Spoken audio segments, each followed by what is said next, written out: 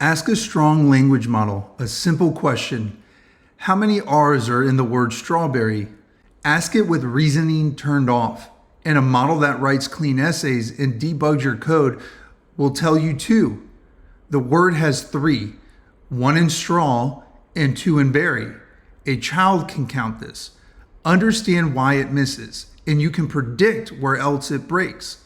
So why does a system this capable miss it? It just doesn't read this word the way you do.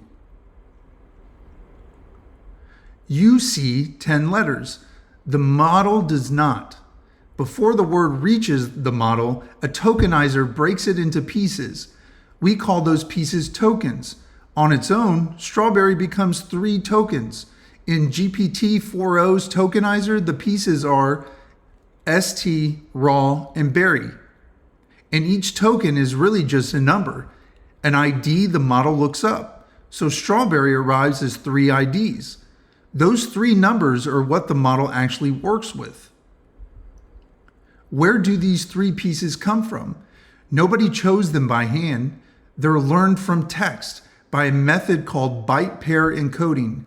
Start with single characters. Find the pair of pieces that appears together most often and glue them into one new piece. Then do it again, thousands of times, until you have a fixed list of chunks. Pieces that keep turning up together survive as whole tokens. Everything rarer stays in fragments. You can see the result in our word. Blueberry, raspberry, strawberry, all 3 end in the same single token, berry. Berry shows up in enough English text that it earned a slot on the list. Straw doesn't survive whole. Inside strawberry, it comes apart into ST and raw. That fixed list is the tokenizer. It sits in front of the model and it cuts the same text the same way every time, which is why strawberry, standing on its own, always comes out as ST, raw, berry. So what actually reaches the model? A sequence of these token IDs. Each ID points to a row in a big learned table, and that row is what the model works with. The letters inside a token are never handed to the model as separate pieces. It gets ST, raw, berry as 3 whole units.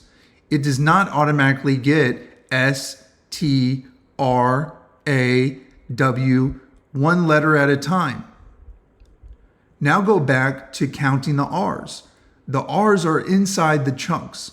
The first chunk, ST, doesn't have one.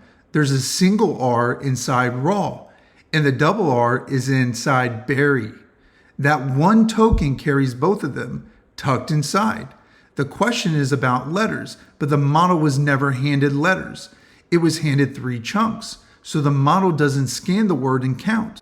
It answers from what it learned about these tokens, and with reasoning turned off, it often lands on 2. This is the main reason letter questions are hard. It isn't the whole story, but it's where the trouble starts. The token is the basic unit of a language model. Letters only reach it inside tokens, and by default, it doesn't get them one at a time. Once you see that, a whole family of failures makes sense.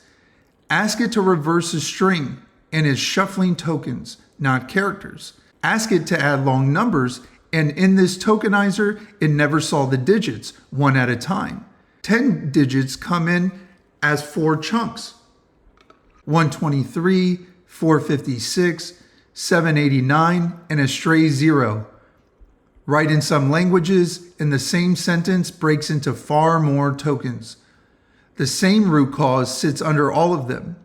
The tokenizer already decided what the model gets to see before the model ran at all. So why chop text up like this in the first place? Because the alternatives are worse. Give the model whole words, and strawberry is a single clean token until the day it meets a word that was never on the list, a new name or a typo. Then it has nothing. Give it single characters and it sees all 10 letters of strawberry. The R's are right there in the input, but strawberry just went from 3 units to 10, and so did every other word in your prompt. That costs more compute, and it eats your context window. Subword tokens split the difference. Common words stay whole and short. Anything unusual falls back to smaller pieces. And because the smallest pieces are raw bytes, there's no text it can't represent. Strawberry sits right in the middle. 1 word, 10 characters, 3 tokens. This choice isn't free. Those 3 chips have a price on them. Tokens are what you pay for, and they're what fills the context window. Fewer tokens means lower cost and more room to work.